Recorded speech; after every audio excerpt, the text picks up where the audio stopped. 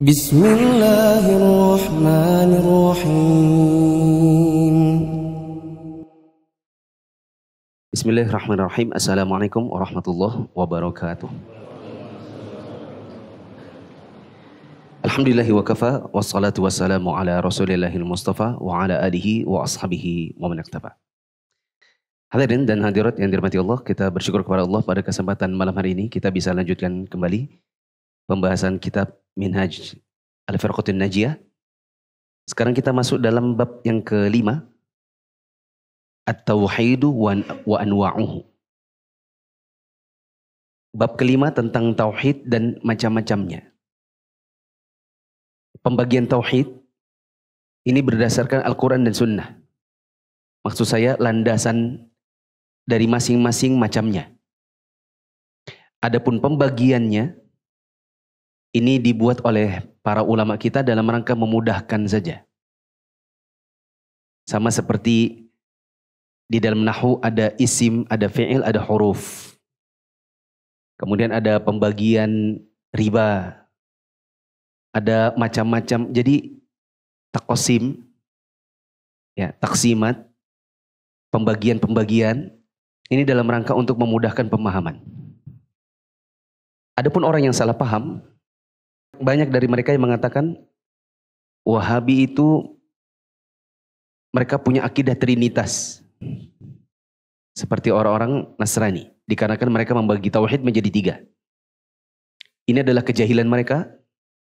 Karena mereka tidak tahu mengapa para ulama membagi tauhid menjadi tiga.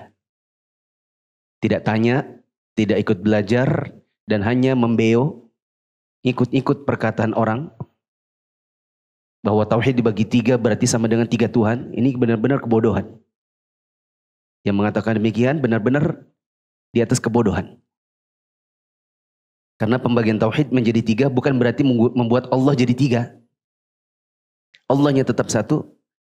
Hanya saja sudut pandang terhadap tauhid ini ada tiga model. Atau ada tiga sudut pandang. Ya, tidak sama seperti Trinitas di mana mereka menjadikan Tuhan menjadi tiga. Nah, sekali lagi pembagian ini hanya untuk memudahkan pemahaman. Bukan untuk membuat Tuhan jadi tiga. Yang mengatakan demikian berada di atas kejahilan. At-tauhidu huwa ifradullahi bil ibadati allati khalaqallahu al-'alama li ajliha. Qala Allah Ta'ala wa ma khalaqatul jinna wal insa illa liya'budun. Surat Adz-Dzariyat. Ay yuwahhiduni fil ibadati wa yufriduni fid du'ai. Tauhid adalah mengesahkan Allah dalam beribadah hanya kepadanya semata. Ibadah merupakan tujuan penciptaan alam semesta ini. Allah Subhanahu wa taala berfirman dalam surah Adz-Dzariyat ayat 56 yang artinya, "Dan aku, Allah, tidak menciptakan jin dan manusia melainkan supaya mereka menyembahku." Maksudnya, agar manusia dan jin beribadah hanya kepada Allah semata dan mengkhususkan berdoa hanya kepadanya. Jemaah yang dirahmati Allah, sudah beberapa minggu kita membahas tentang apa itu Al-Firqatul Najiyah. Begitu juga At-Taifah Al-Mansurah. Yang artinya adalah satu golongan dari kaum muslimin yang Allah selamatkan dari api neraka. Tidak diancam dengan api neraka dikarenakan mereka di antara cirinya adalah mereka ini orang-orang yang mentauhidkan Allah. Supaya kita bisa masuk ke dalam Al-Firqatul Najiyah, selamat dari api neraka, maka kita harus belajar apa itu tauhid. Maka dibuatlah bab yang kelima, yaitu bab khusus tentang tauhid.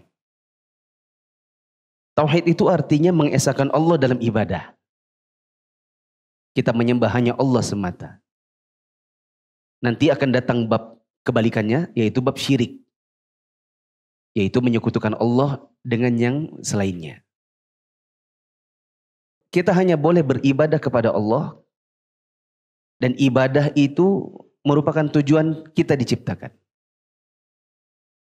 Allah Ta'ala berfirman, tidaklah aku ciptakan jin dan manusia kecuali hanya untuk beribadah kepadaku. Dan beribadah di dalam ayat ini, liya'budun, beribadah kepadaku maksudnya adalah yuwahhiduni. Yaitu untuk mengesahkan aku. Makanya Nabi SAW ketika beliau datang yang beliau serukan pertama kali kepada kaum musyrikin adalah agar mereka mentauhidkan Allah. 13 tahun dari 23 tahun beliau berdakwah, isinya adalah agar orang-orang yang melakukan perbuatan syirik berhenti dari syiriknya dan mengganti peribadatan mereka tauhid kepada Allah Ta'ala. Singkatnya, kalau mau selamat masuk surga berarti harus tauhid. Siapa yang melakukan perbuatan syirik berarti ancamannya adalah masuk neraka. Sekarang kita akan baca tauhid itu dibagi menjadi beberapa. Ya. Kata penulis, wa anwa'ut tauhidil atiyatu ma'khudhatun minal Qur'anil Karim. Awalan tauhidur Rabbi huwa al-i'tirafu bi anna Allah huwa ar-Rabbu wal Khaliqu. Wa qad i'tarafa bi hadha al-kuffaru wa lam yudkhilhum dhalika fil Islami. Qala ta'ala wa la in sa'altahum man khalaqahum la yaqulunna Allah. Wa qad ankara asy-syuyu'iyyuna wujud al-Rabbi fakanu ashadda kufran min kuffaril jahiliyah. Tauhid berdasarkan kitab suci Al-Quran ada 3 macam. Yang pertama, tauhid rububiyah, yaitu pengakuan bahwa sesungguhnya Allah adalah Rabb dan pencipta. Orang-orang kafir pun mengakui macam tauhid ini, tetapi pengakuan tersebut tidak menjadikan mereka tergolong sebagai orang Islam. Allah berfirman di dalam surah Az-Zukhruf ayat 87 yang artinya, dan sungguh jika kamu bertanya kepada mereka, siapakah yang menciptakan mereka? Niscaya mereka menjawab, Allah. Berbeda dengan orang-orang komunis, mereka mengingkari keberadaan Tuhan. Dengan demikian, mereka lebih kufur daripada orang-orang kafir jahiliyah. Perhatikan nih Pak Penulis. Tauhid itu artinya menyembah Allah semata. Dan tauhid ini dibagi jadi 3. 1, 2, 3. Pembagian ini dari mana? Jawabannya pelakunya adalah para ulama. Dasarnya dari mana? Dari Al-Quran dan Sunnah. Supaya kita memahami sudut-sudut pandang dari tauhid ini. Karena ada orang yang mereka mengira sudah menyembah Allah semata, padahal sebenarnya masih syirik. Karena mereka tidak paham tentang pembagian ini. Orang ke kubur. Di situ minta-minta kepada yang dikubur. Ini perbuatan apa namanya? Syirik. Tapi mereka kalau diprotes, kalau dikritik, Anda ini bapak-bapak ini kok ke kuburan minta-minta sama yang dikubur. Mereka bilang, yang penting kan Tuhannya tetap Allah. Yang penting kan Tuhannya tetap Allah. Seolah-olah yang penting tetap Allah itu sama dengan tauhid. Padahal pergi ke kuburan minta-minta itu adalah lawannya tauhid, yaitu syirik. Kenapa bisa begitu? Karena orang tidak paham pembagian ini. Nah, pembagiannya yang pertama adalah rububiyah. Kalau di situ ditulis tauhidur Rabb. Boleh diartikan, kita pakai istilah yang paling umum kita kenal saja. Rububiyah. Supaya mudah memahami rububiyah itu apa, ingat gini. Rububiyah itu adalah mentauhidkan Allah dalam perbuatan Allah ke hamba. Ini sejak saya belajar pertama kali, definisi ini yang paling mudah di kepala. Apapun yang Allah perbuat kepada hamba, maka kita mentauhidkannya. Dan ini disebut dengan tauhid rububiyah. Contoh. Coba antum yang kasih contoh. Apa contohnya?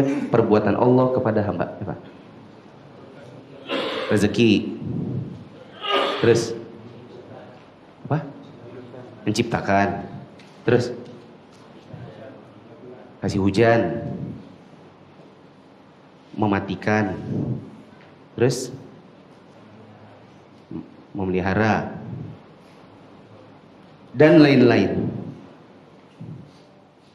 Berarti tauhid rububiyah itu artinya mentauhidkan Allah dalam contoh, dalam rezeki. Maka kalau ada yang mengatakan, bukan Allah doang kok yang ngasih rezeki, orang ini berbuat syirik namanya. Bapak kok datangnya ke pawang sih? Loh, kan yang bisa mengendalikan hujan bukan Tuhan. Pawang. Ini perbuatan apa namanya? Syirik. Loh, Bapak ini kok pakai jimat-jimat kenapa? Loh iya, jimat ini kan yang menjaga kita, yang memelihara kita, dan kita mati di tangan, tergantung. Kalau kita nggak pakai jimat bisa mati. Maka ini semua perbuatan syirik dalam sisi rububiyah. Paham? Nah sekalian sebelum nanti dibaca, tak tambahin sekalian ini di tengah. Namanya uluhiyah. Atau di buku itu disebut tauhidul ilah. Apa tauhidul ilah? Tauhidul ilah kebalikannya dari rububiyah. Apa itu? Mentauhidkan Allah dalam perbuatan siapa? Hamba ke Allah. Apa perbuatan hamba ke Allah? Doa. Terus sholat. Puasa. Kurban. Tawakal. Terus isti'anah. Istighosah. Dan lain-lain. Maka kalau ada orang mau mentauhidkan Allah dengan sebenarnya tauhid dari sisi uluhiyah, berarti perbuatannya dia ke Allah hanya buat Allah. Contohnya berdoa. Kalau ada orang berdoanya kepada selain Allah, berarti dia berbuat syirik dari sisi uluhiyah. Bapak ini ngapain ke kubur? Anu mas cari kunci. Oh tak kirain ngapain. Ketinggalan tadi. Oh nggak masalah. Kok angkat tangan? Anu mas doain ibu saya. Oh ya nggak masalah. Kalau yang itu, oh kalau dia berdoa sama yang dikubur. Nah itu namanya apa? Berbuat syirik karena berdoa kepada yang selain Allah. Berarti dia berbuat syirik dari sisi uluhiyah. Ini acara apa ya? Oh ini ada peletakan batu pertama. Oh itu buat apa sapinya? Oh anu sapinya itu buat kurban. Tuh ada ya peletakan batu pertama pakai kurban. Anu itu nanti pas batunya tuh sekalian kepalanya gitu, kepalanya si sapi. Biar nanti kan jin-jin di sini tuh nggak ganggu. Berarti ada orang berkurban untuk yang selain? Jemaah jawab. Berkurban selain Allah. Berarti dia melakukan perbuatan dari sisi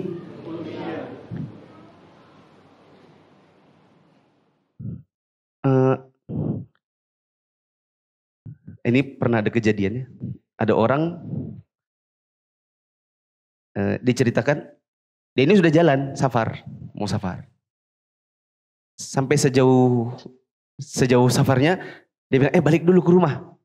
Soalnya ada yang ketinggalan. Apa ketinggalan? Ketinggalan jimatnya. Gitu. Memangnya kenapa kalau ketinggalan? Takut celaka? Iya nanti takutnya kita celaka. Itu namanya menyandarkan hidup dan mati alias tawakal kepada selain Allah. Berarti dia berbuat syirik dari sisi uluhiyah. Pernah lihat ada pejuang? Enggak pejuang sih. Itu film TVRI zaman tahun berapa itu? Bukan Pitung. Saya pulang SD di rumah lagi nyala TVRI. Ada perjuangan pahlawan kemerdekaan ditembak Belanda enggak mati-mati. Nah, terus dia manjat ke benteng yang Belanda. Belanda. Dia manjat ke benteng Belanda.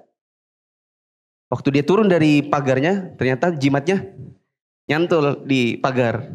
Begitu ditembak lagi, mati. Nah, berarti dia bertawakal kepada siapa? Kepada jimat. Berarti dia melakukan perbuatan syirik. Dari sisi, paham? Nanti ada yang ketiga. Berikutnya adalah yang ketiga, tauhid asma was sifat. Nanti asma wa sifat ini yang agak berat, terutama bagi yang baru belajar. Tapi kalau ini harusnya nggak berat nih. Tauhid rububiyah, uluhiyah harusnya nggak berat. Gampang memahaminya. Yang nggak paham-paham itu adalah orang awam yang sering berbuat syirik, terus ustadz-ustadznya ngajari tauhid bagi tiga itu trinitas. Nah, ini nggak paham-paham nanti. Makanya ada fenomena orang pergi ke kubur, minta-minta sama yang dikubur, ketika dikritik dia bilang yang penting Tuhannya Allah. Gitu. Pawang-pawang hujan itu mungkin kalau ditanya KTP-nya apa mbak? Itu mbak-mbak yang suka pakai mangkok gitu. KTP-nya apa mbak? Pengen tahu saya. Yang suka jaga-jaga gunung, biar gunungnya nggak meletus katanya. Ya. Bapak ini ngapain kok jaga gunung? Iya mas, saya jaga biar nggak meletus. Atau itu ada mbah itu mbahnya itu penjaga kunci gunung, biar gunungnya itu tenang. Loh kok bukan Allah? Yang penting Tuhan kita Allah katanya. Sementara keyakinan seperti ini keyakinan yang bisa menjurus kepada syirik, tapi orangnya nggak paham-paham karena nggak ngerti mana rububiyah, mana uluhiyah. Coba ini syirik dalam sisi apa ya? Minta jodoh pakai susuk. Cari jodoh pakai susuk. Dari sisi perbuatannya dia, itu namanya uluhiyah. Nanti kalau ditanya lebih lanjut, ngapain sampean pakai susuk? Biar apa? Ya biar dapat jodoh. Emang jodoh nggak ada dari Allah? Itu dia. Bukan hanya Allah yang kasih jodoh. Itu namanya syirik apa? Rububiyah.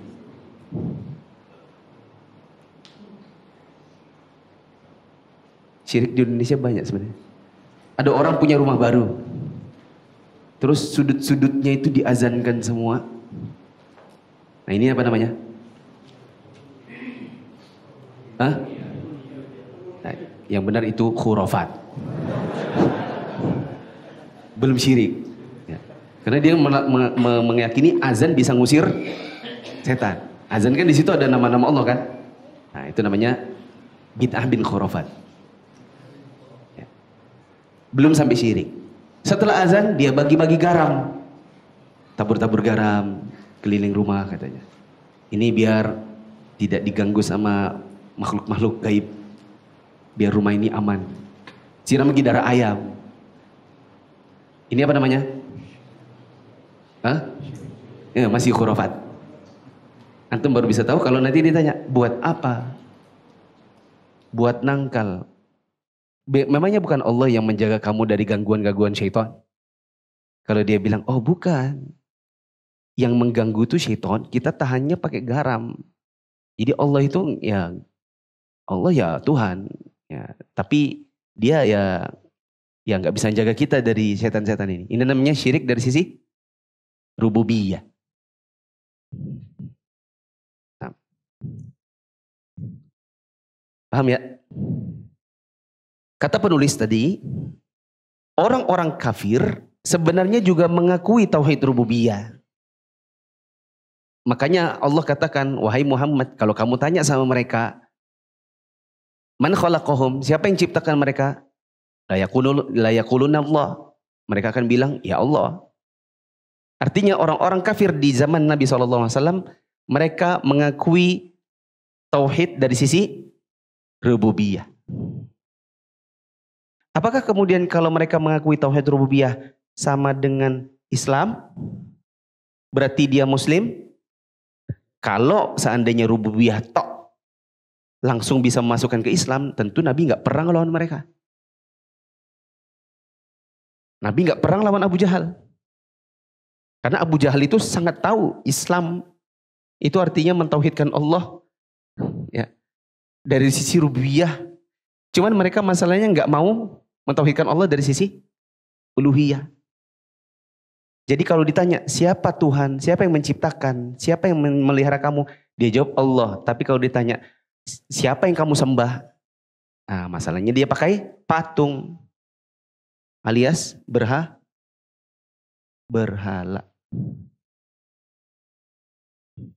Maksudnya itu gini loh. Kalau mau betul-betul Islam harus dua-duanya, uluhiyah, rububiyah. Kalau rububiyah tok kayak gini nih. Yang penting kan Tuhannya Allah. Meskipun mintanya dikubur. Kita bilang Bapak ini rububiyah doang berarti. Belum uluhiyah. Sementara orang-orang di masa Nabi itu rububiyah semua. Cuman nggak mau uluhiyah. Makanya kalau dibilang nggak usah sembah patung. Patungnya dihancurin. Marah mereka. Ya. Orang-orang kafir di masa Nabi tersinggung. Karena mereka tahu rububiyah tapi tidak mau uluhiyah. Ada yang lebih parah daripada orang-orang kafir jahiliyah. Yaitu orang-orang yang memang tidak percaya Tuhan. Kita bisa bilang mereka ateis. Ada juga kaum disebut dengan komunis. Kalau di zaman sekarang ada yang maunya pengennya ateis tapi malu-malu. Apa namanya itu? Agnostik. Pengennya ke situ tapi takut-takut, malu-malu, masih jadi setengah hati. Ya. Jadi ateis merah jambu. Pinky-pinky gitu deh. Tauhid yang kedua, meskipun sudah saya bahas tadi, kata penulis ats-tsani tauhidul ilah. Huwa tauhidullah bi anwa'il ibadati al-masyru'ati كالدعاء والاستعانة والطواف والذبح والنذر وغيرها وهذا النوع هو الذي جحده الكفار وكانت فيه الخصومة بين الأمم ورسلهم منذ نوح عليه السلام إلى محمد صلى الله عليه وسلم وقد حث القرآن الكريم في أكثر سورة عليه وعلى دعاء الله وحده ففي سورة الفاتحة نقرأ إياك نعبد وإياك نستعين ومعناها نخصك بالعبادة فندعوك وحدك ولا نستعين بغيرك وتوحيد الإله يشمل إفراده في دعائه والحكم بقرآنه والاحتكام إلى شرعه وكله داخل في قوله تعالى إنني أنا الله لا إله إلا أنا فاعبدني سورة طه. Yang kedua, tauhid uluhiyah, yaitu mengesahkan Allah dengan melakukan berbagai macam ibadah yang disyariatkan, seperti berdoa, memohon pertolongan, tawaf, menyembelih binatang kurban, bernazar, dan berbagai ibadah lainnya. Macam tauhid inilah yang diingkari oleh orang-orang kafir, dan itu pula yang menjadi sebab perseteruan dan pertentangan antara umat-umat terdahulu dengan para rasul, sejak Nabi Nuh alaihissalam hingga diutusnya Nabi Muhammad sallallahu alaihi wasallam. Dalam banyak suratnya, kitab suci Al-Quran sering memberikan anjuran kepada tauhid uluhiyah ini. Di antaranya, agar setiap muslim berdoa dan meminta hajat hanya kepada Allah semata. Di dalam surah Al-Fatihah misalnya, Allah berfirman dalam surah Al-Fatihah ayat 5 yang artinya, hanya kepada engkaulah kami menyembah dan hanya kepada engkaulah kami meminta pertolongan. Maksudnya, khusus kepadamu ya Allah kami beribadah, hanya kepadamu semata kami berdoa, dan kami sama sekali tidak memohon pertolongan kepada selain engkau. Tauhid uluhiyah ini mencakup masalah berdoa semata-mata hanya kepada Allah, mengambil hukum dari Al-Quran, dan tunduk kepada syariat Allah. Semua itu terangkum dalam firman Allah, surah Thaha ayat 14 yang artinya, sesungguhnya aku ini adalah Allah, tidak ada Tuhan yang berhak disembah selain aku, maka sembahlah aku. Tauhid yang kedua sudah disebutkan tadi, tauhid uluhiyah. Di sini disebut tauhidul ilah. Yaitu mengesahkan Allah dalam semua ibadah yang disyariatkan. Alias semua yang kita lakukan kepada Allah. Halo? Yuk kita main dulu. Kita main tebak-tebakan antum yang bilang guru murid, oke? Ini perbuatan siapa? Belajar, mengajar, menghormati, dua-duanya. Ngerjain PR, bayar SPP, orang tuanya, menghukum, guru. Ya, kadang dihukum, misalnya nggak ngerjain PR, oke dihukum dengan cara Anda masuk kelas. Ya, memberi nilai, ya kan? Jadi sudah tahu kan mana pekerjaan guru, mana pekerjaan murid. Setelah kita tahu mana murid, mana guru, berarti kita harus tahu juga berarti mana perbuatan Allah kepada kita, mana perbuatan kita kepada Allah. Paham di situ? Nanti ingat-ingat, oh rububiyah berarti Allah ke hamba. Sedangkan uluhiyah hamba ke Allah. Berarti rububiyah atas ke bawah. Uluhiyah bawah ke atas. Nah sekarang di sini dicontohkan doa, minta tolong, tawaf, berkurban, bernazar. Itu semua adalah ibadah yang kita kerjakan kepada Allah. Berarti hanya boleh dikerjakan untuk Allah. Kata penulis, tauhid uluhiyah inilah yang ditentang orang kafir. Dan inilah yang menjadi sebab pusat perselisihan antara orang-orang terdahulu dengan para rasul mereka. Karena mereka kalau rububiyah paham mereka. Mereka tahu Tuhan yang memberi rezeki Allah. Mereka tahu yang cipta itu Allah, yang melihara Allah, yang ngasih hujan Allah, yang matikan Allah. Mereka tahu. Tapi masalahnya mereka tidak mau kalau disuruh nyembah hanya Allah. Mereka soalnya sudah terlanjur punya Manat, apalagi Uzza, apalagi Lata, dan segala bentuk penyembahan-penyembahan yang lain. Dikritisi nggak boleh nyembah Manat, Uzza, Lata ini nggak boleh. Jengkel mereka. Loh kenapa emang nggak boleh? Ya karena yang memberi rezeki, menciptakan dan lain-lain itu kan hanya Allah. Iya saya tahu. Memang hanya Allah. Tapi masalahnya doanya saya hanya ke ini, patung-patung ini. Ya.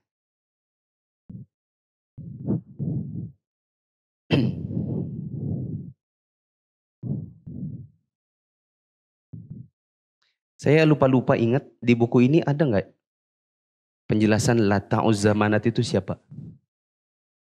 Ya. Soalnya buku ini pertama kali saya ajarkan udah 10 tahun lalu. Jadi sudah lupa apa ada profil Lata, Uzza, Manat. Penulis membawakan firman Allah, Iyyaka na'budu wa iyyaka nasta'in.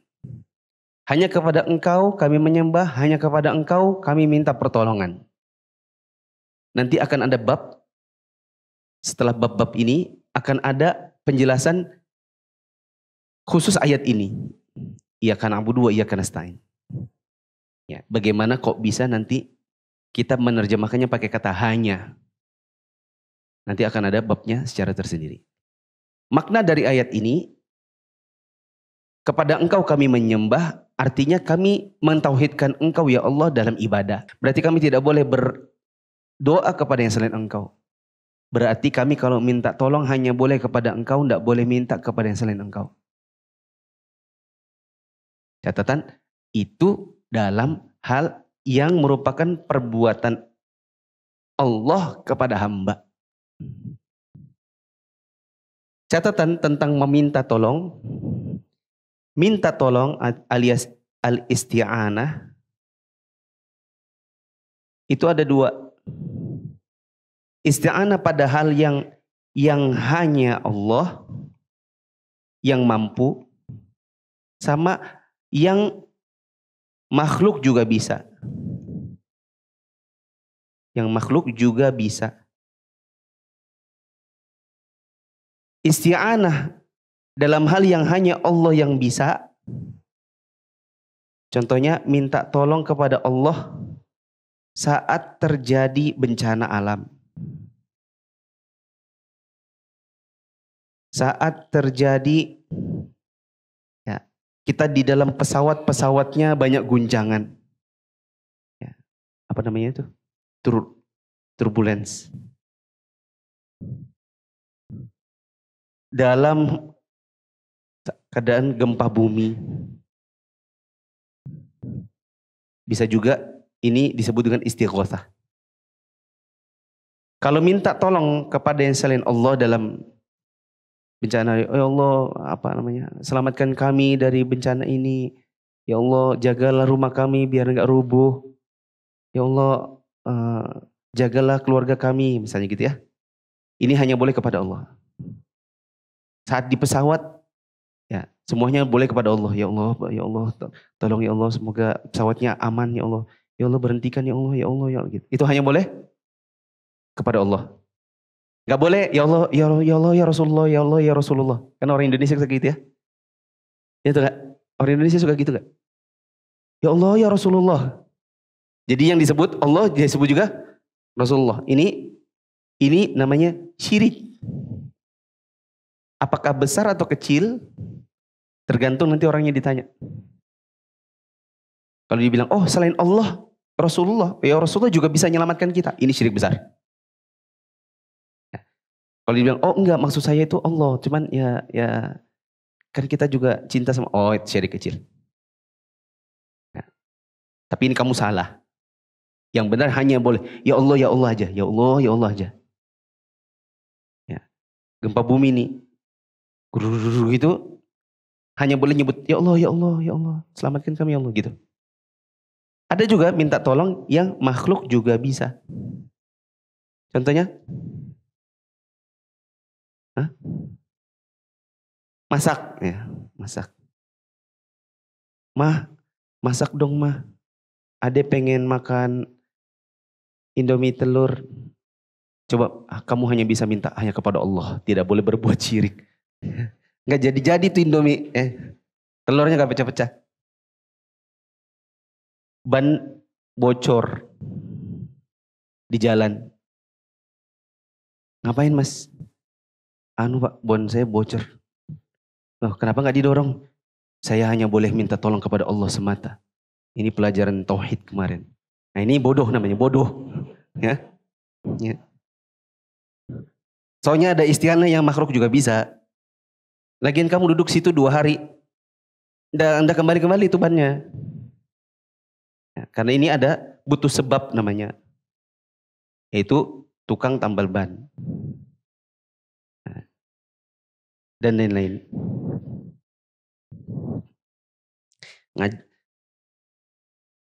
Bahasa asing. Belajar bahasa Inggris. Di rumah aja gak pernah belajar, gak datang ke guru, gak ikut les, gak sekolah. Baru minta, ya Allah, pahamkan saya dalam bahasa Inggris. Ya Allah, hanya boleh minta kepada engkau. Yang gak akan bisa. Sampai sini paham ya? Berikutnya tauhid yang ketiga. Siapkan kefokusan antum. Karena yang ketiga ini cukup sulit. Bagi yang tidak fokus. Kalau sudah fokus tapi tetap sulit, maka perbanyak istighfar. Siapa tahu ilmu gak nyangkut karena banyak dosa. Supaya dosanya berkurang-kurang, perbanyak istighfar. Sebenarnya ini mudah. Kalau cukup sering di mutola'ah. Sering di muroja'ah. Untuk yang baru pertama kali menyimaknya, biasanya agak bingung-bingung sedikit. Tapi jangan khawatir.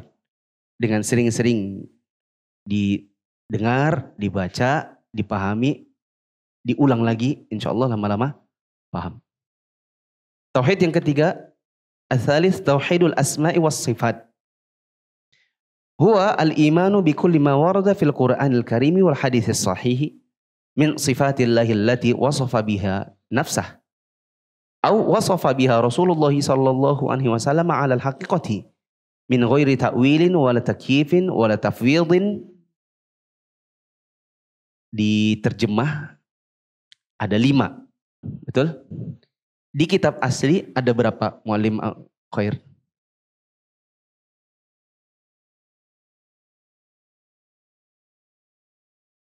hanya 3.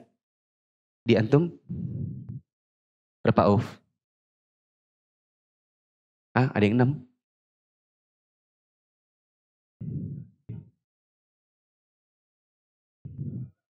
Itu diterjemah.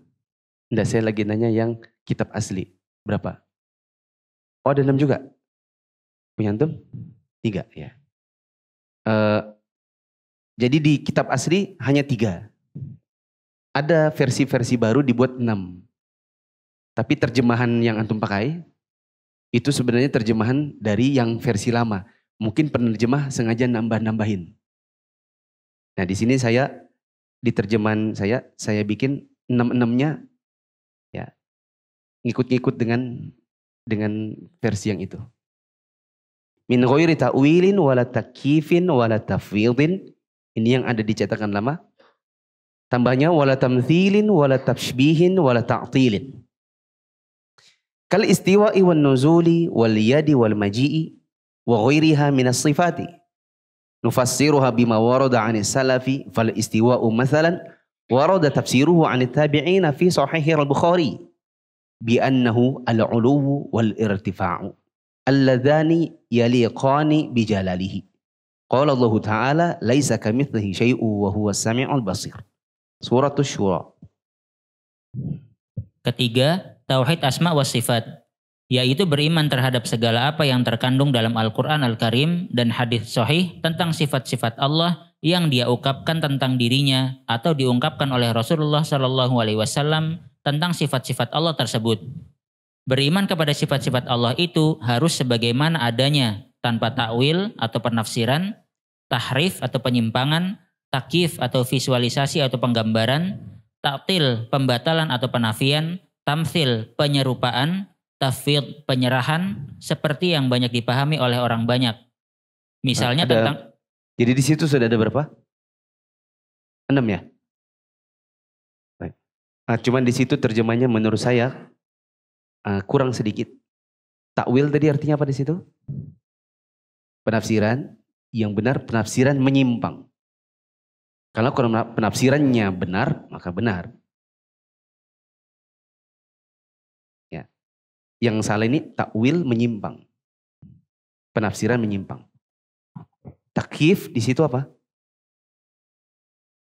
Penggambaran atau membuat kaifiyah atau cara. Tafwid menyerahkan maknanya kepada Allah atau menyerahkan sifat itu kepada Allah. Karena ini kalau dibilang menyerahkan makna salah juga. Karena tafwid itu ada 2, ada tafwid kaifiyah, ada tafwid makna. Yang salah itu tafwid makna. Menyerahkan makna sifat kepada Allah. Terus tamthil di situ apa? Penyerupaan, tashbih. Tashbih nggak ada. Terus berapa? Satu lagi apa? Ta'til, menolak sifat. Berarti bukan 6 dong. Berapa? Enggak. Coba dihitung. Takwil. Terus takyif. Coba deh antum yang hitung. Antum yang hitung. Takwil. Tahrif. Oh, tahrif yang enggak ada di sini. Jazakallahu khairan. Berarti sini saya tambahin ta'til dan tahrif. Tahrif di sini, di situ apa? Tahrif. Penyimpangan doang. Di situ apa? Ya, tahrif itu artinya menyelewengkan maknanya dengan mengubah hurufnya. Jadi kan tahrif ada unsur ha, ro, fa. Kalau digabung jadi harf. Jamaknya huruf. Berarti maksudnya ada sifat Allah, hurufnya itu digonta-ganti supaya berubah maknanya. Tidak usah bingung dulu, nanti akan ada perinciannya. Kalau bingung ya enggak apa-apa. Tapi jangan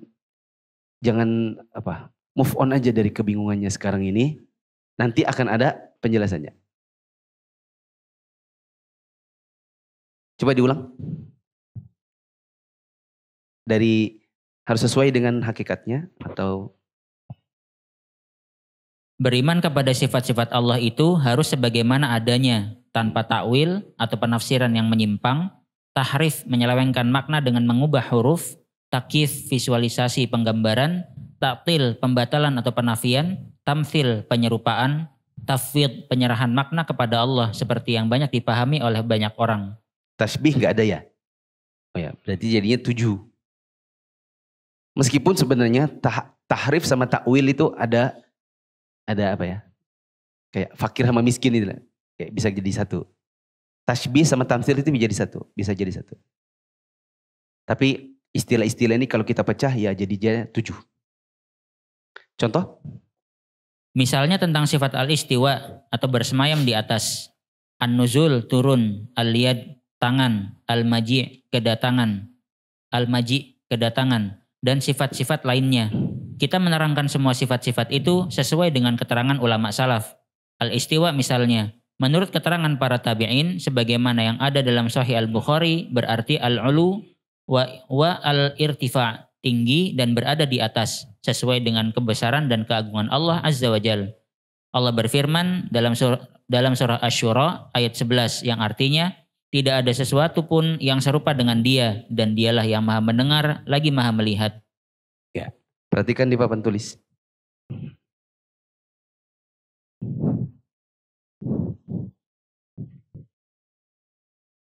Tauhid yang ketiga namanya tauhid asma wa sifat.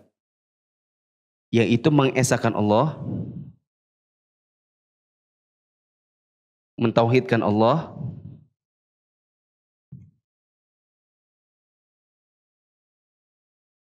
sudah azan kah? Sudah. Lanjut dulu ya. Mentauhidkan Allah dalam nama dan sifat Allah.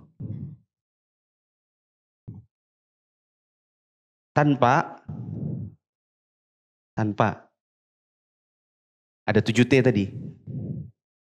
Takwil. Terus tahrif. Terus takyif. Terus ta'til. Terus tamthil. Terus tashbih. Satu lagi tafwid. 1, 2, 3, 4, 5, 6, 7. Tauhidkan Allah dalam nama dan sifat Allah tanpa takwil. Misalnya di takwil Allah punya sifat istiwa, bersemayam, ditakwil jadi berkuasa. Allah turun, ditakwil, dia bilang enggak bukan turun, itu maksudnya bukan Allah yang turun, rahmatnya yang turun. Nah, itu.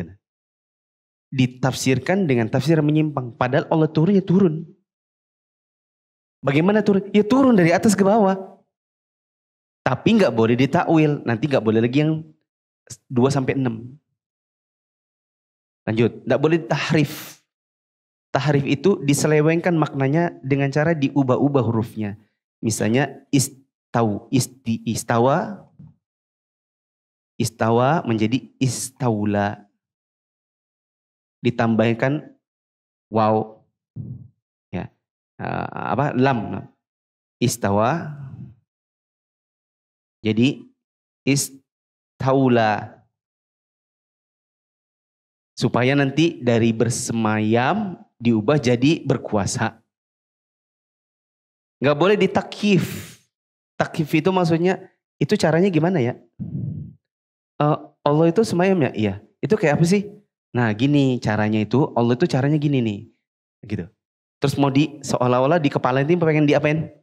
Pengen digambarin gitu bentuknya kayak apa? Nggak boleh. Nggak boleh ditaktil. Ditaktil itu ditolak. Misalnya sudah jelas-jelas di dalam Al-Quran. Istawa. Tumastawa alal arsh. Allah itu bersemayam. Terus dibilang.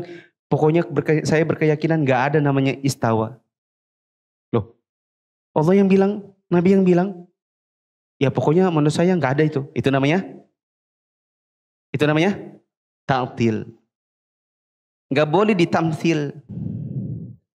Contoh ya, Allah punya sifat wajah.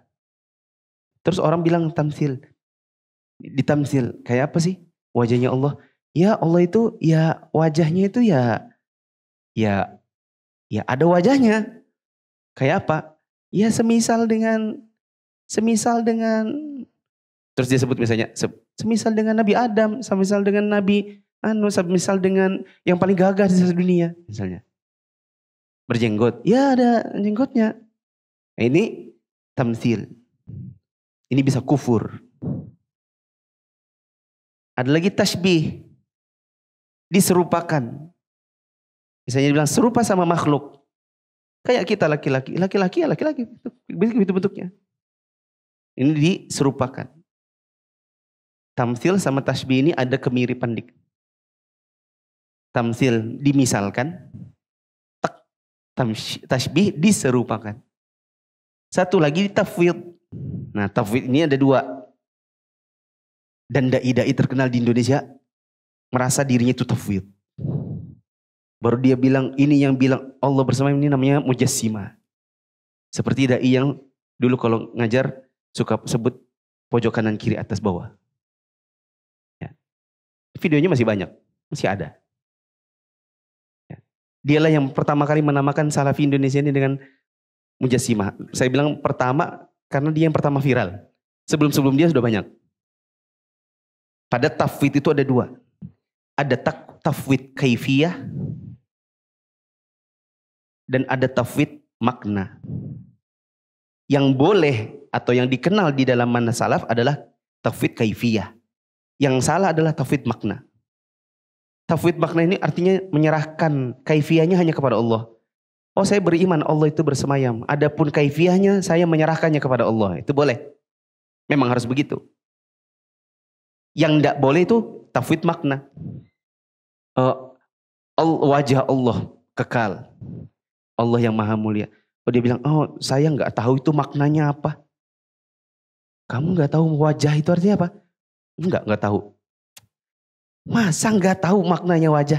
Ya kita tafwid ajalah hanya kepada Allah maknanya. Loh. Emang sebodoh itukah kita nggak ngerti maknanya wajah? Tambahin tangan. Tangan Allah itu dua-duanya kanan. Ayo kamu gimana? Oh iya kita ini menyerahkan makna tangan kepada Allah. Maksudnya jadi kamu nggak tahu. Ya kita anggap aja kita nggak tahu. Masa kamu nggak tahu tangan? Kan nggak tahu artinya nuzul.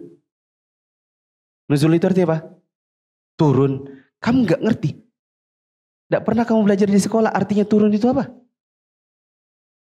Kita kan maknanya kita serahkan aja sama Allah. Nah ini namanya orang tafwid. Tafwid apa? Tafwid apa? Makna. Tafwid makna ini menyimpang. Yang bisa adalah tafwid kaifiyah. Pusing? Nah, makanya saya sudah bilang. Untuk yang baru-baru belajar biasanya agak pusing. Tapi jangan khawatir. Nanti kalau diulang lagi, nanti insya Allah habis itu. Jadi kayak, kamu pusing. Saya bilang. Itu kayak gini, pas pertama. Apa? Gimana sih? Gimana? Gitu, itu awalnya. Saya juga gitu.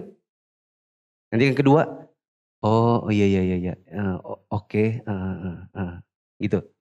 Nanti kalau sudah ketiga, oh alah, iya paham. Oh iya paham. Yang keempat, langsung cari orang-orang yang bertentangan langsung. Kamu nggak tahu ya? Tafwid. Betul-betul 7T itu dihafal mati, terus di mana-mana berdebat soal asma wa sifat. Azan dulu.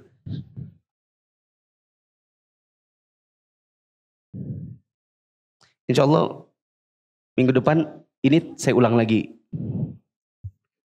Nah supaya jadi 3 kali. Ini kan sekali. Ya kan teman-teman? Ini saya jelaskannya 7 ini sekali ini kan. Minggu depan sebelum kajian teman-teman baca lagi. Jadi sudah 2 kali. Nanti saya jelaskan sekali lagi di awal kajian minggu depan insya Allah. Supaya jadi 3 kali. Semoga sudah siap berperang. Ayo bawa harta ke surga. Dukung pembangunan sekolah Islam Mufid dengan donasi ke rekening atas nama Yayasan Mufli untuk Islam dan Dakwah. Allahu Akbar, Allahu Akbar, Allahu Akbar, Allahu Akbar. Asyhadu an la ilaha illallah.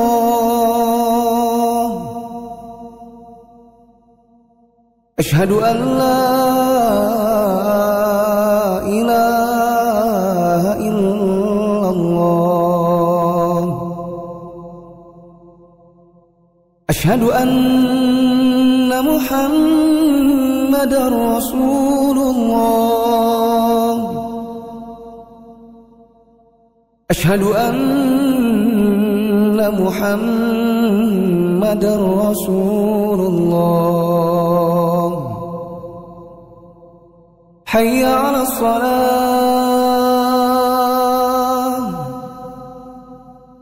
Hayya 'alas salah.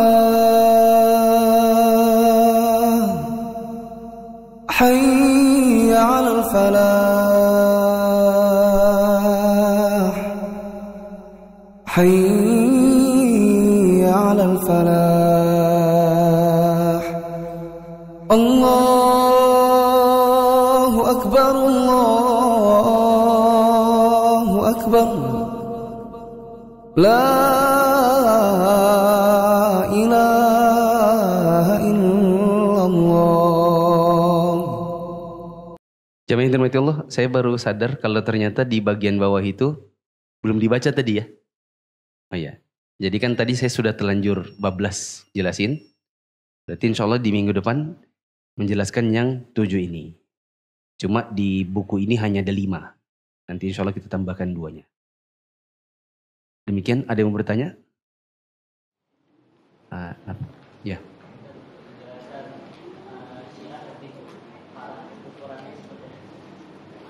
Syuyu'iyun maksudnya tuh. Syuyu'iyun terjemah yang lebih pas bukan Syiah, tapi komunis. Itu Anda cari di Al-Ma'ani. Yang lebih parah dari orang jahiliyah adalah komunis. Kenapa? Karena orang jahiliyah tetap percaya Allah, cuma penyembahannya bukan kepada ulang.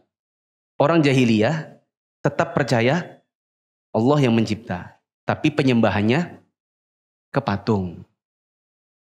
Orang komunis lebih parah dari mereka. Kenapa? Karena percaya pun tidak, apalagi menyembahnya. Jadi syuyu'iyun yang lebih tepat terjemahnya komunis atau ateis.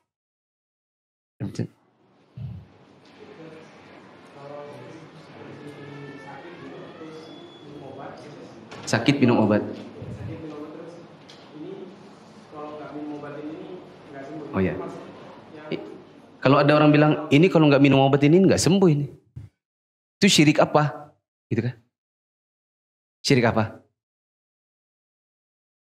Syirik di berkeyakinan bahwa yang memberikan kesembuhan adalah Allah. Berarti syirik dalam masalah apa? Rububiyah. Tapi kita jangan labelkan itu kepada orang. Kamu itu syirik rububiyah. Karena biasanya orang melakukan itu karena kebiasaan ngomong yang salah. Gitu. Kayak kita ngomong, ih coba gak ada kamu, mati sudah. Iya kan? Karena maksudnya dia, tadi saya hampir digigit buaya tapi kamu tarik begitu kan. Nah, tapi salah ngomong. Karena kebiasaan kita yang begitu. Yang benar ngomongnya adalah, alhamdulillah ini karena kesembuhan Allah. Dan obat ini perantara. Cuman kan bicara begitu kan agak belibet gitu deh. Belibet gitu. Agak terlalu banyak kosakatanya yang dipakai. Ya tapi kalau ditanya itu syirik kah? Iya syirik. Dari sisi apa? Rububiyah. Karena yang memberi kesembuhan hanya Allah. Bukan obat. Obat itu hanya perantara. Sekali lagi, tapi kebanyakannya di negeri kita ngomongnya, kalau bukan obat ini nggak sembuh, itu gara-gara kebiasaan. Yang perlu diluruskan adalah kebiasaan itu, bukan melabelkan syiriknya. Ya, tidak perlu dilabelkan syiriknya, yang perlu itu adalah diluruskan kok salah ngomongnya. Bertanya? Subhanakallahumma wa bihamdika asyhadu an la ilaha illa anta astaghfiruka wa atubu ilaik. Assalamualaikum warahmatullahi wabarakatuh.